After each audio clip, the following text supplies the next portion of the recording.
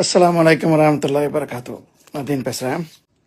இந்த அப்துல் பாசித் புகாரி மேட்ரை விசாரித்த வகையில் அங்கே திருச்சிக்கு அவரை அவர் வர்றது தெரிஞ்சோ இல்லை அவரை திட்டமிட்டு வர வச்சோ அந்த இடத்துல அந்த ஒரு சம்பவம் நிகழ்த்தப்பட்டிருக்கு அப்படிங்கிறது ஓரளவுக்கு புரிய வருது.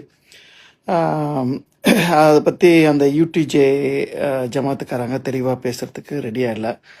அவங்க தன்னிலை விளக்கம் ஒன்று கொடுப்பாங்களாம். அது எப்போ கொடுப்பாங்கன்னா, சிலர் அது கொடுக்கும்போது கொடுப்பாங்க அப்படிங்கிறாங்க. ஒரு சிலர் இன்னும் ஒரு வாரம் கழிச்சு அடுத்த ஞாயிற்றுக்கிழமை அவங்க ஏதோ ஒரு ஃபங்க்ஷன் வச்சு நடத்த போகிறாங்களாம். அந்த தர்பிய நிகழ்ச்சி என்னமோ அந்த நிகழ்ச்சிலாம் முடிஞ்சதுக்கு அப்புறமா அடுத்த வாரம் கொடுப்பேன் அப்படிங்கிறாங்க. அதுக்கிடையில் ஏன் இந்த வீடியோ லீக் பண்ணி விட்டீங்க, ஏன் வெளியிட்டீங்க அப்படின்னு கேட்கும்போது அவங்க தரப்புலேருந்து யாரும் வெளியிடலையாம். அவங்க கூட அவங்கள யாரோ வீடியோ பிடிச்சவங்க அவங்க இதை வெளியிட்டாங்க அப்படிங்கிறாங்க. இவங்க கூட வந்தவங்க அத்தனை பேரும் இவங்க ஆட்களாக தான் இருக்கிறாங்க. பொது ஜனங்க யாரும் அங்கே கூடியிருந்த மாதிரி தெரியல. இல்லை இவங்க டீம் தான். அதாவது அப்துல் பாசித் புகாரியை அப்படியே சுற்றி வளைச்சது முழுக்க முழுக்க இவங்க ஆட்களாக தான் இருந்தது. அந்த வீட்டு உள்ளக்க போய் பார்த்தது, அந்த அந்த இடத்துக்கு அவரை வர வச்சிருக்கணும் அல்லது இவங்க கூட்டிட்டு போயிருக்கணும் அந்த இடத்துக்கு அப்படிங்கிற மாதிரி தான் தோணுது. இதுக்கு முன்னாடி ஏதோ ஒரு ஹோட்டலில் அவரும் அவர் மனைவியும் தங்கியிருந்ததாகவும் அங்கே இவரை அதான் வர வச்சிருக்கிறாங்க. அவர் ஹோட்டலில் தங்கியிருந்திருக்கிறாரு. அப்புறம் அவரை கடத்திக்கிட்டு ஏதோ கூட்டிகிட்டு போக ட்ரை பண்ணியிருக்கிறாங்க. அப்போ அவங்க மனைவி போலீஸில் கம்ப்ளைண்ட் கொடுத்துருக்குறாங்க, என் புருஷனை கடத்திட்டு போகிறாங்கன்ட்டு. அந்த அட்டம்ப்ட் ஃபெயில் ஆயிடுச்சு அப்படின்னும் ஒரு தகவல் வருது. அது எவ்வளோத்துக்கு உண்மை அப்படின்னு எனக்கு தெரியல. இப்போ ஆக மொத்தத்தில் இந்த பண மோசடி குற்றச்சாட்டு அப்படின்ட்டு வரப்போகும்போது இது யார்கிட்டையும் ஒரு நாளில் 2 நாளில் வாங்கிட்டு கொடுக்க மாட்டேன்னு ஏமாத்தின மாதிரியாவோ அப்படின்னு தெரியல. இது தொடர்ச்சியாக ஒரு பிஸ்னஸ் செய்யறதுக்கு முதலீடுன்ற அடிப்படையில் பெறப்பட்ட அதில் லாபம்னு கொடுக்கப்பட்டு பல வருடங்களாக அந்த பிஸ்னஸ் ரொட்டேஷனில் இருக்கிற பட்சத்தில் ஒரு கட்டத்தில் ஏதோ ஒரு வகையில் அந்த பிஸ்னஸ் நலிவடைந்து அந்த லாபம் கொடுக்க முடியாமல் அந்த முதலீடு செஞ்ச காசையும் கொடுக்க முடியாமல் ஒட்டு மொத்தமாக போய் லாக் ஆகிடுது. அது என்ன பிஸ்னஸ்ஸு, என்ன பண்ணார் ஒன்றும் தெரியல, அதுக்கு தெளிவு இல்லை. இந்த முதலீடு செய்தவங்களும் ஏன் வெளிப்படையாக ஊடகத்துக்கு பேட்டியோ இல்லை கமிஷன் ஆஃபீஸில் போய் புகாரோ ஏன் கொடுக்க முடியல அப்படின்னா, பெரும்பாலான முதலீடு அனைத்துமே அன்அக்கவுண்டட் பணமாக கொடுக்கப்பட்ட காரணத்தினால இதில் இதை பாசித்துக்கு ஒரு அட்வான்டேஜாக இருக்கிற மாதிரி தெரியுது. ஆனால் இது திட்டமிட்டு பணத்தை அபகரிக்கணுன்ற நோக்கத்தில் பாசித்து செஞ்சாரான்னு பார்க்க போகும்போது இது வரைக்கும் எனக்கு தென்பட்டதில் இதை பணம் மோசடி செய்யணுன்ட்டு இவர் அந்த இதில் ஈடுபட்ட மாதிரி தெரியல. ஒரு தொழில், ஒரு ஐடியா, ஒரு ப்ராஸ்பெக்டஸ் இருந்திருக்கு, ஒரு ப்ராஜெக்ட் பிளான், ஏதோ ஒரு பிஸ்னஸ் ஐடியா இருந்திருக்கு. அந்த பிஸ்னஸ் ஐடியாவில் முதலீடுகளை சேகரிச்சிருக்கிறாங்க. நிறைய பேர் இவர் மேலே நம்பிக்கை கொண்டு முதலீடுகளை காசு பணத்தை கொடுத்துருக்குறாங்க.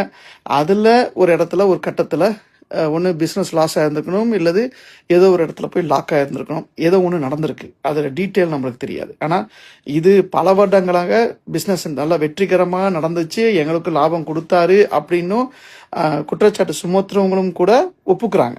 ஸோ இது திட்டமிட்டு ஒரு காசை அபகரிக்கணும் அப்படின்னு சன்னமாக பொய் வார்த்தை சொல்லி ஏமாத்தின மாதிரியான சங்கதியாக எனக்கு தெரியல. ஒன்று.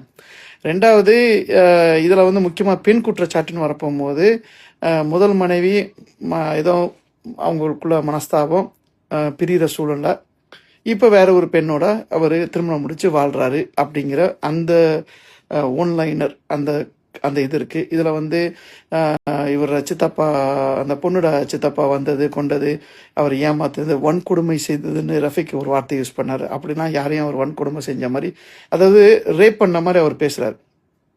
அப்படிலாம் அப்துல் பாசித் புகாரி செஞ்ச மாதிரி இது வரைக்கும் எதுவும் இல்லை. அதாவது ஒரு ஆளை அசிங்கப்படுத்தணும், அது எப்படி அசிங்கப்படுத்துறது அப்படிங்கிறதுக்காகவே திட்டமிட்டு அசிங்கப்படுத்துகிற மாதிரி தெரியுது. இல்லைன்னா இன்னென்ன வார்த்தையெல்லாம் அங்கே வர வேண்டிய அவசியமும் இல்லை. அவரை ஒரு உருவகப்படுத்தணும் அப்படின்னு, கேரக்டர் அசாசினேஷன் பண்ணுறதுக்கு இன்னென்ன மாதிரி சொல்லி உருவகப்படுத்தணுன்றல அவர் பேசுகிற பேச்சு, அவர் வீடியோ போடுறதெல்லாம் நடித்தார் அப்படின்னு சொல்கிறதுக்கு ஒன்றும் இல்லைங்க.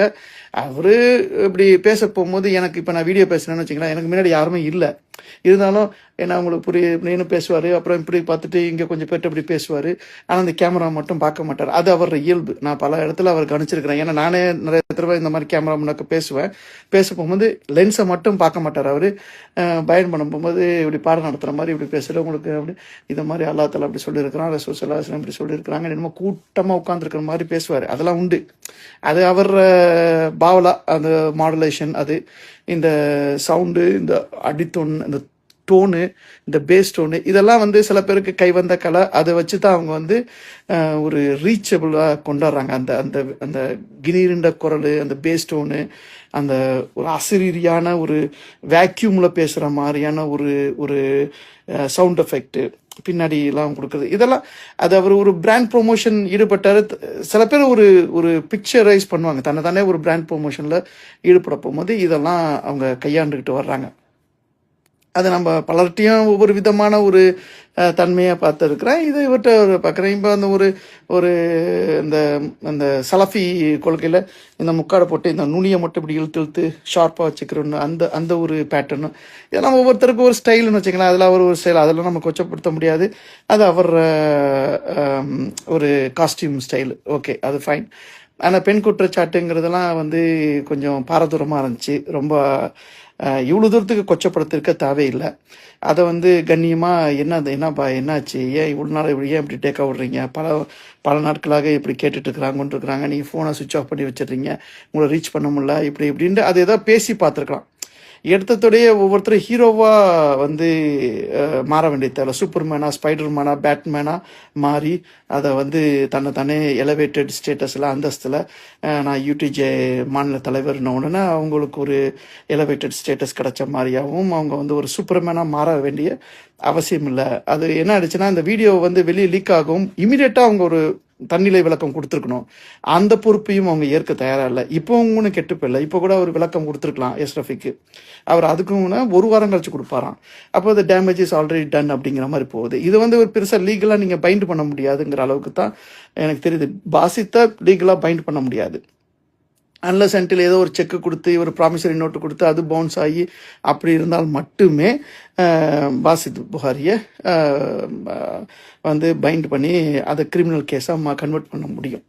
அது இல்லாமல் ஏன்னா இவங்களும் பெரிய லாபத்துக்கு ஆசைப்பட்டு அது மாதிரி ஈடுபட்டுருக்குறாங்க. எல்லாம் இதே ஸ்மூத்தாக ஓடி இருந்தால் எதுவுமே பிரச்சனை இருந்திருக்காது. அப்படித்தானே? இதே கொடுத்துட்டு இருக்கிறார், வாங்கிட்டு இருக்கிறோம், அப்படியே ஸ்மூத்தாக போயிட்டே இருந்துச்சுன்னா பிரச்சனை இல்லை. எங்கேயாச்சும் கட் ஆனிச்சுன்னா அவனை உடனே பணம் மோசடின்ற வேண்டியது. இது எதில் கொண்டு போய் பாதிக்குதுன்னா அந்த சமூகத்தை தான் ஒட்டுமொத்தமாக பாதிக்குது. இப்போ இந்த சமூகத்தில் சூழ்நிலை எப்படின்னா, இவர் சிறந்த தாயி, ஒருத்தர் சொல்லு நல்லா பயன் பண்ணுறாருன்ட்டு கொஞ்சம் நஞ்சம் பயன் கேட்டுட்டு இருந்த இதுவும் டோட்டலாக ஒரு பக்கம் கட் ஆகுது. ஆனால் இங்கே தாய்க்கள் வந்து நல்ல பீக்குக்கு வரப்போகும்போது இதை மாதிரி ஏதாச்சும் ஒரு சிக்கலில் மாட்டி டோட்டலாக கொலாப்ஸ் ஆகி போயிடுறாங்க. அது ஒரு கொஞ்சம் காலகட்டத்துக்கு அமைதியாக போயிடும். தாவாவே இல்லாமல் டோட்டலாக அமைதியாக போயிடுது. அமைதியாக போனதுக்கப்புறம் யாராச்சும் ஒருத்தர் புதுசாக ஆரம்பித்தாலே ஒழிய நடுவில் கொஞ்சம் பக்கத்தை காணுண்டு ஒரு ஜென்ரேஷனல் டென்ட்டு ஒரு கேப் விழுந்துருது. அப்போ ஒட்டு மொத்தமாக இந்த போதனைகள் எதுவுமே இல்லாமல் அப்படியே அமைதியாக போயிடுது. நம்மளுக்கும் போதிக்கிறதுக்கு கொள்வது எடுத்து சொல்கிறதுக்கெலாம் நேரமும் இல்லை. ஏன்னா அது தனிப்பட்ட ப்ரொஃபஷனலாக பண்ணுமா இருக்குது, அதுக்கு நேரம் ஒதுக்கணுமா இருக்குது. அப்போது சம்பாத்தியம் வரப்போகும்போது அதுலேருந்து எனக்கு சம்பாத்தியம் இல்லைங்க போது பிஸ்னஸ் செய்யணும்னு வர்றாங்க. பிஸ்னஸ்லேயும் ஒரு பக்கம் கவனம் செலுத்த முடியல, தாவாலையும் கவனம் செலுத்த முடியலங்க போகும்போது நஷ்டமாகுது. உடனே பண மோசடி முத்திரையை குத்தி மத போதர் இஸ்லாத்தை போதிக்கிறவங்கெல்லாம் இப்படி தான் போயிடுறாங்க. ஒன்று பெண் குற்றச்சாட்டுக்கு ஆளாகிறாங்க, இல்லை இந்த மாதிரி பண மோசடிக்கு ஆளாகிறாங்கன்று ஒட்டு மொத்தமாக அவங்க மேலே ஒரு முத்திரை குத்தப்படுது. இது வந்து இது எப்படி சரி பண்ணுறது, இதுக்கு என்ன வேறு வழி என்ன அப்படிங்கிறது எனக்கு தெரியல. கொஞ்சம் சுதாரிப்பாக இருந்திருக்கலாம் அப்துல் பாசித் புகாரி. ஜஸாக்கல்லாஹ் ஹைரன். அஸ்ஸலாமு அலைக்கும்.